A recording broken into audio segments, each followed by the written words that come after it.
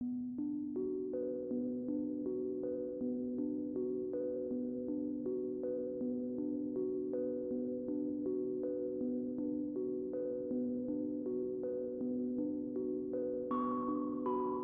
we are playing Brindlewood Bay. This is a storytelling game, a storytelling mystery game, where you, the players, and I, the keeper, basically are spinning a tale of murder and mystery that eventually leads to solving the mystery or solving the case, so to speak. So that's the goal. Your solution is going to be essentially designed by you.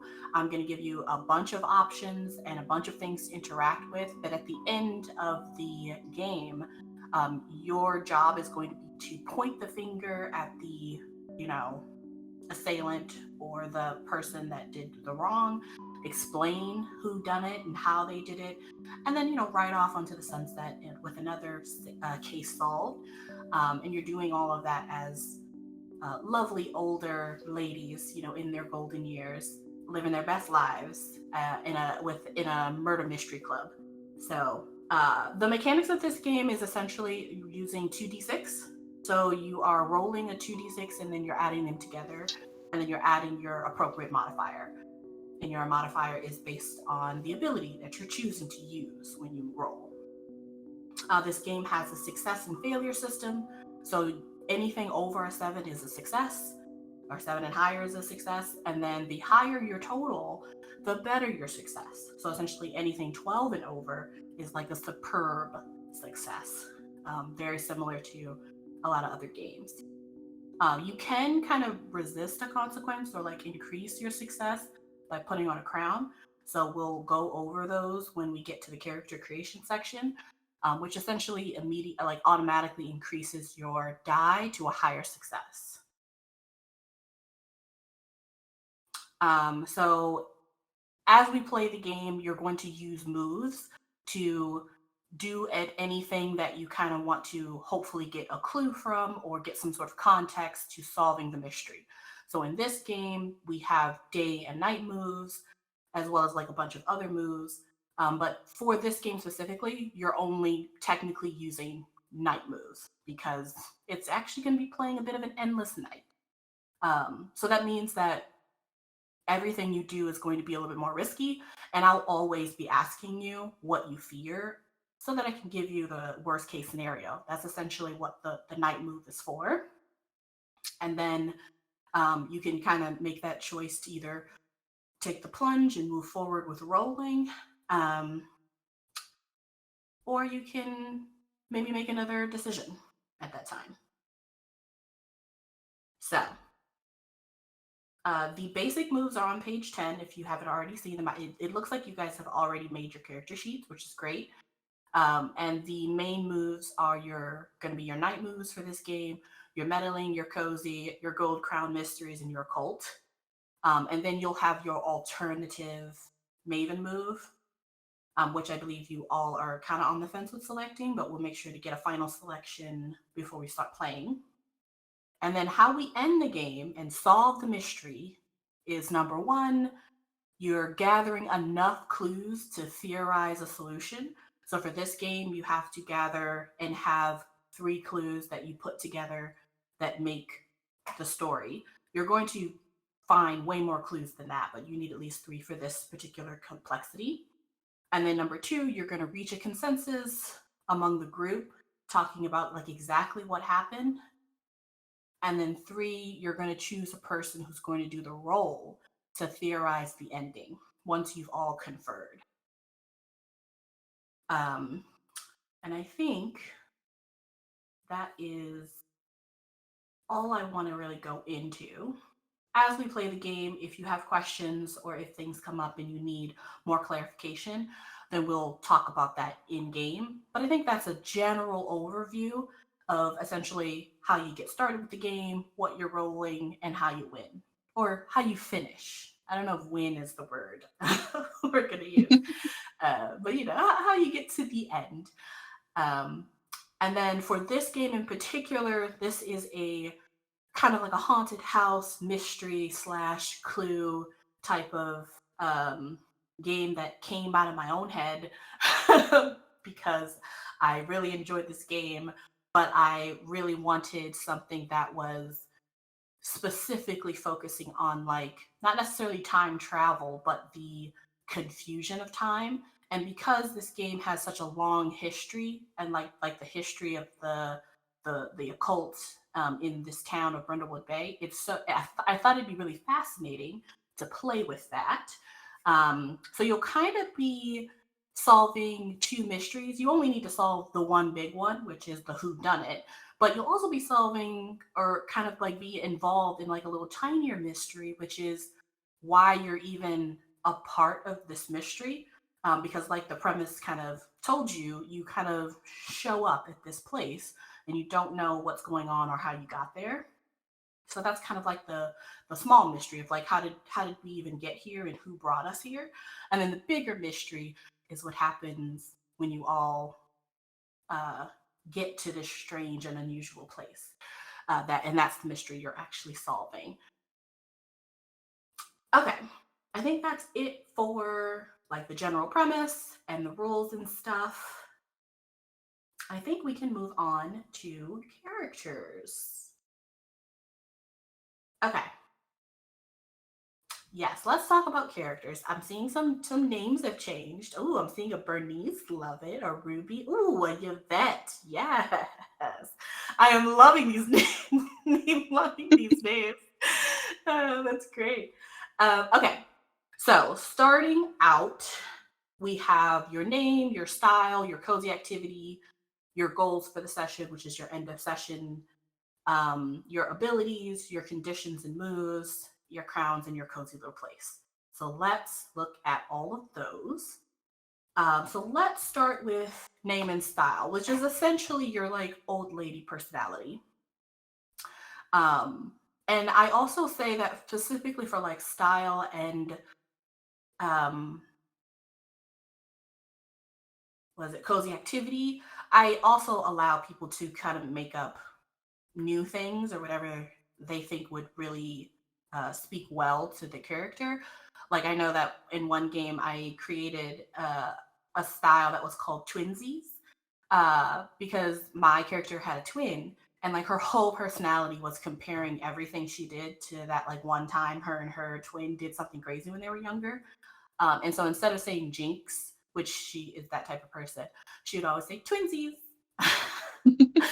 People loved it. It was an interesting personality.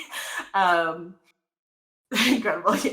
It's an interesting personality. So name and style, that's essentially like your old lady personality. Your cozy activity should be unique. So we'll kind of go through what everyone's cozy activity is, and then we can change it if you guys chose the same ones. Your attributes, they are grayed out in each of the sections of your vitality, your composure, your reason, your presence, and your sensitivity. So, but you don't have to use them. You still use that. They're basically your standard array, essentially using D&D nomenclature, but you can move them around. So it just depends on what you'd like to have be your strongest attribute. So vitality is essentially going to be like strength and dexterity. So anything, if you're doing something physical, your composure is literally like composure, like how you're reacting to something or how you're keeping it together. Your reason is essentially like your general investigation skills. Your presence, that's like charming and intimidating. It's also kind of to get someone's attention. And then your sensitivity, I like to call it, is kind of like your third eye. It's how you kind of see into the nature of the occult and kind of understand the peculiarity of otherworldly things. I will say for this game in particular, occult and I would say probably occult and reason are actually kind of going to be equally important. So as we go through and talk about everyone's stats, we want to make sure that we have at least one person that's a little bit more stacked in occult, just because this is more of like a supernaturally charged story. So there's going to be a lot of opportunities to use um, your occult move. All right, and that's that. XP, relieving blank, conditions, relieving blank. Um, your end of session. For this game, you're marking 2. I also kind of allow custom ones for this if you have an idea. I think one of the ones that I did for another character was one of my goals was to pinch the cheek of a grown man. Yeah, right? Doesn't that tell you everything you need to know about that Yes. character? Yeah. When is that not a goal? Exactly. So feel free to expand on your character's personality and kind of come up with something else if nothing there is kind of like rocking your boat. And then advancements we're leaving blank, and then we'll talk about your maven moves. But essentially, this is like your sleuthing ability. So it's kind of like whatever investigator you want to embody and whatever interesting move that they have. Um, and so I'll say that you'll want to kind of choose this move carefully because it kind of helps you strategize how to get the most out of like your interactions with the clues. Same with the crown of the queen and the crown of the void. You'll only kind of mark those when you choose to use them. And then cozy little place. I'm going to ask you to add a couple of items in your cozy little place. So this is something that is either like in your home. I'll even extend it to depending on what time frame we go with. Like if you have like a really personal space, like maybe the Murder Mavens place that they all congregate to have their meetings. Like this is a special place for you guys. So you would have your personal items in both places but they would most likely be different. But essentially, it's like a couple of items. I'll say no more than 4 that you believe will be essential, or like there's some sort of significance to it, so you're going to carry it around with you. And then yes. Sorry, I have a question. Are like we making them for ourselves, or are we doing the usual thing where like after we've introduced ourselves, like every player and GM will give us one? We can do either. I'm just saying that keep it to. Well, I guess we have to keep it to 4. I had a plan to have 4 people, but we only have 3.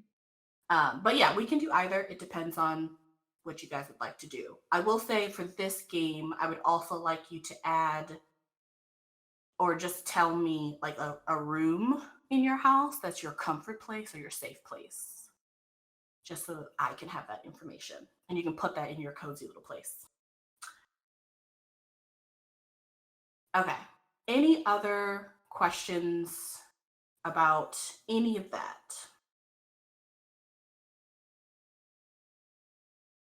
Not so far. I don't think so. Yep, sounds good to me. Then finally, let's pick a decade. We want it to be modern, so essentially after the 1950s, but it can be any decade. What are we thinking?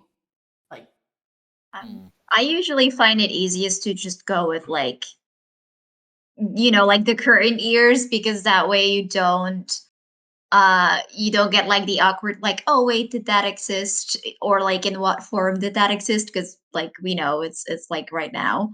But if we want to go a bit older, I don't really have a preference if we don't want to set it in like modern day. I'm good with nowish. Because of the same reasons, intuitive. Okay. Perfect. Okay, so then that is pretty much the spiel of the character sheet. So then let's actually go through everyone's character. And I'm going to again start at the top. Let's start with, it's moved around because you guys changed your names. Okay, so now we have Bernice, and that's static. Let me write that down. And you're welcome to use static or Ashley, whichever you prefer. Okay.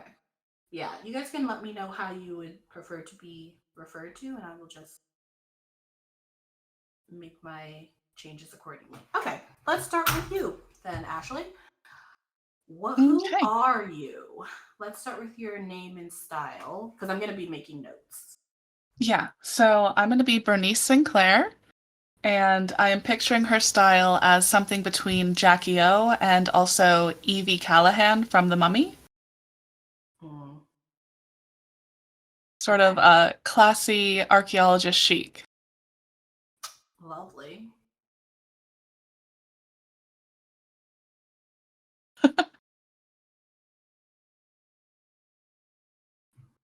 I am I'm a already product in of love my. with her. I already love her. I mean, what an incredible shout out right out of the gate. I am a product of my generation. Love it. Okay. And then what's your cozy activity? Scrapbooking, but specifically scrapbooking anthropological-esque gossip about people in town.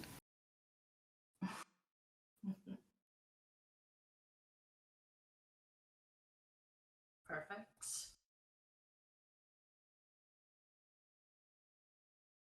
And you don't have to tell me all of your attributes, but what is going to be your attribute that you're adding your 1 to? Reason. Okay.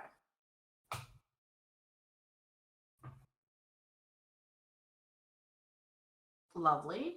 What are you choosing for? Are you making any new goals, or are you choosing goals for your end of session? I was thinking I would do one of each, if that's all right with you. Mm-hmm. I would like to dote on someone. And also I would like to get juicy gossip on someone new. Perfect. Love that. And then what did you choose for your Maven move? I'm leaning toward Auguste Dupont. Okay.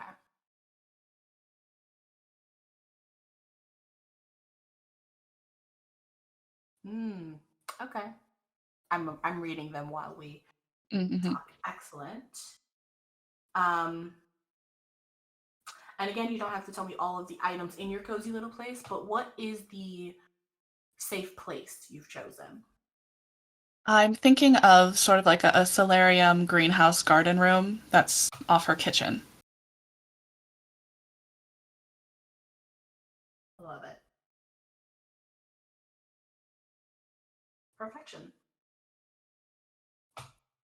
Okay, we are going to move on to Ruby.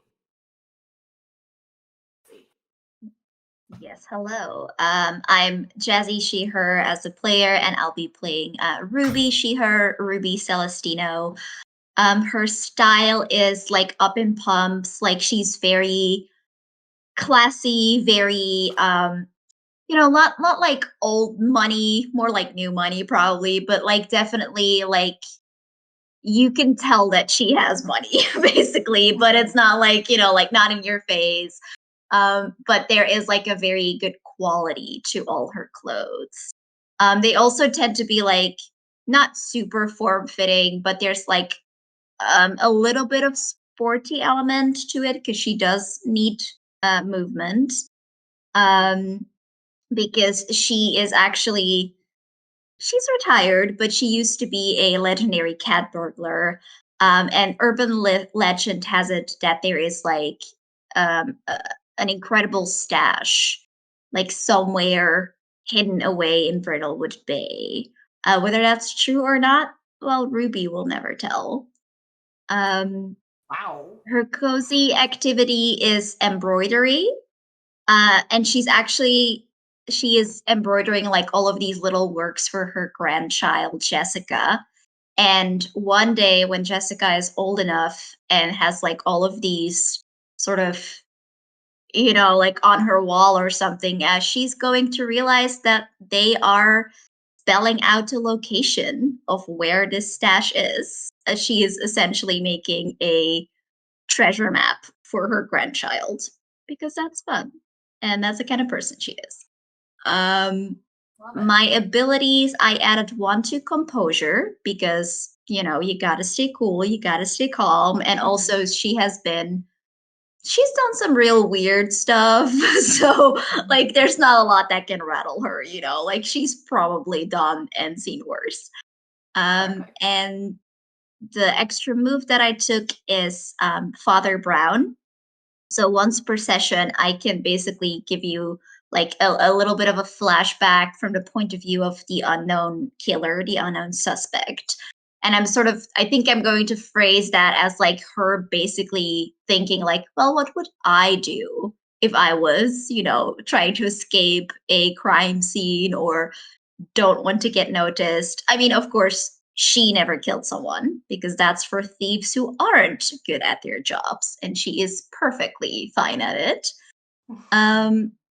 The questions that I took is I would love to show someone that I've still got it. And I would love to steal an interesting but harmless thing, like something that can be missed.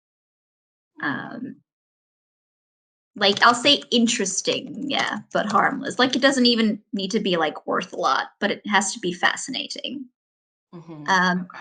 And my cozy little place is a secret attic that is full of loot that I have throughout the years stolen.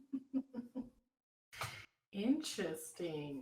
And it has, like newspaper clippings of this cat burglar that struck again and the cops can't find her and like all of that, like bragging rights essentially. Lovely. Ruby, the most interesting woman in the world. Is what it sounds like. She certainly thinks so. Perfection. By the way, you're welcome to go more in depth about your characters as we do the character review. But once we start the game, I'll also ask you to kind of talk a little bit more about you. Okay, perfect. Then we have Miss Yvette. Hey, so Yvette is a retired nun, a Catholic nun, and she was the sort of nun who would protest and do civil disobedience and chain herself to the School of the Americas fence and break into nuclear facilities and vandalize them. And so she's been up to a lot of trouble, even though she's a nun. And her style is, I chose hippy dippy. I'm thinking a sort of bohemian, flowy pattern, mandala pattern dresses, but lots of jangle. She is not a stealth class character. She makes a lot of sound as she walks around. My cozy activity is knitting, and one of the things I like to do with the knitting is yarn bombing for protest reasons. So in this little town or wherever we are, I would, in the middle of the night, go and assemble, say, like a town founder who, deserves some criticism would show up in like a pink sweater or, and that kind of thing. For where are we? Abilities. I did some shifting as we were talking. I think I'm gonna go all in and do one on sensitivity. Okay, great. And then we'll get back to that later. I think I get another +1 for a move. And so end of session. I'm going to choose secretly undermine the authorities. Love that. And did I behave like a woman half my age? And Maven moves. I'm going to go with the Dale Cooper. Which, did you want that read or described or to that later? I have it up. Yeah, I'll look it up. But I do think that gives me another +1 on sensitivity if I'm reading it right. So I'll end up, it starts at -1, right? So then 0 and then a +1.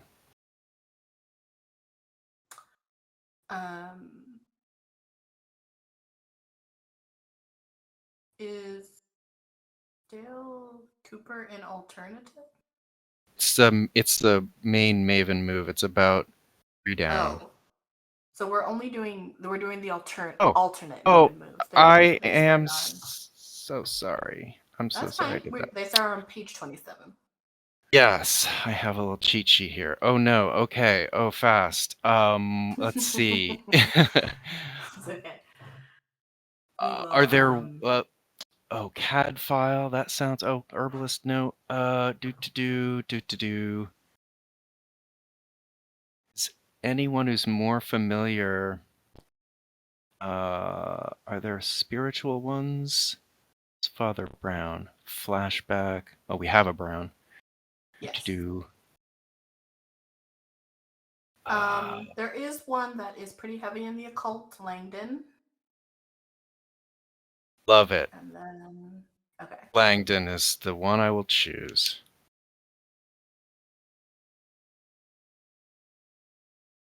Okay.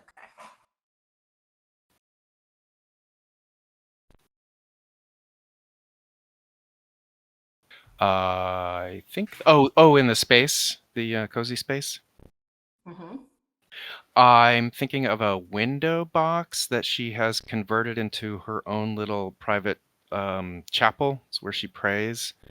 And it's also, there's a mess of knitting all around there too. So it's kind of like where she musters for her little knitting activities and also where she prays. Like a dormer window box or a bay window box. Perfect.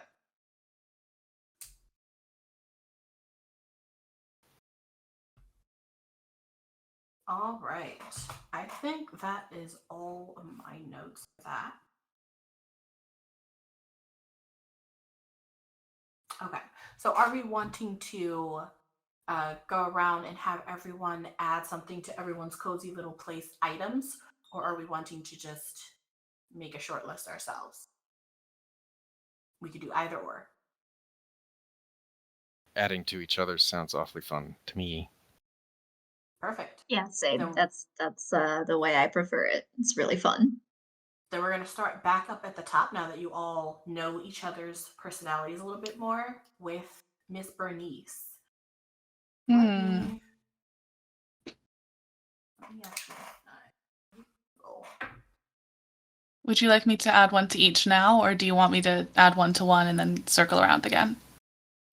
You can just add them to each. Okay. I think for Yvette, I would like to add a very poorly crocheted stuffed bear that one of her grandchildren made for her. Or no, she's a nun. She doesn't have any grandchildren. So one of Niece or nephew? Yeah, like a niece or nephew made for her. That may or may not have a little secret surprise in there if it's needed at some point.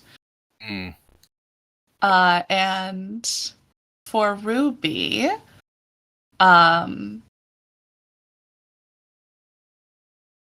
let's say she has a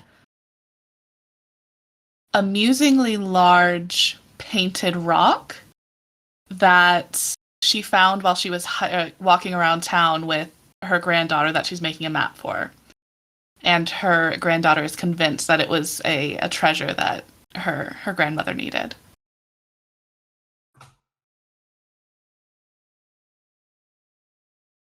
Love it. And it is comically large. Of course, it has to be.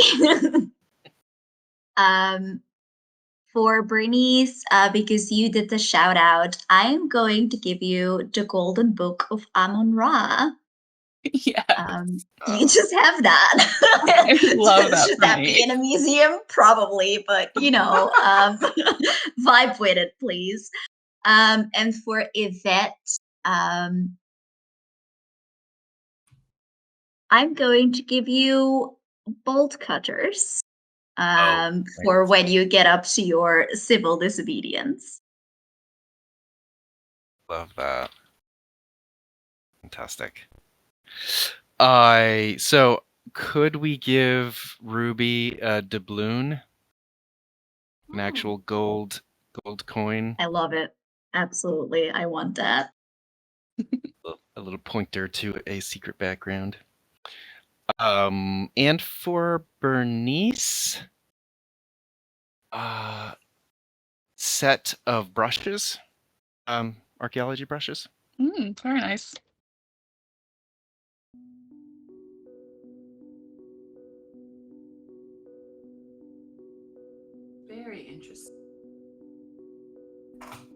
All right. We thus have our really fascinating ladies who have at some point become members of this book club. As I kind of get into the introduction of our story, I will also be asking you all to lend more of your storytelling expertise by essentially just randomly selecting someone to fill in a gap. So just, be ready for that. And there's no need to confer if I ask a question that will affect the entire group, but you're welcome to do that. All right.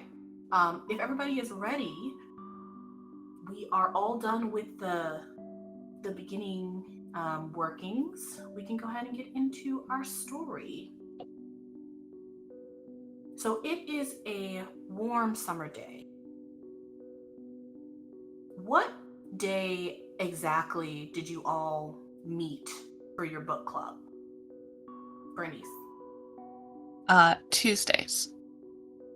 Tuesdays. Perfect. Warm summer Tuesday. It's T-minus 10 minutes before your book club starts.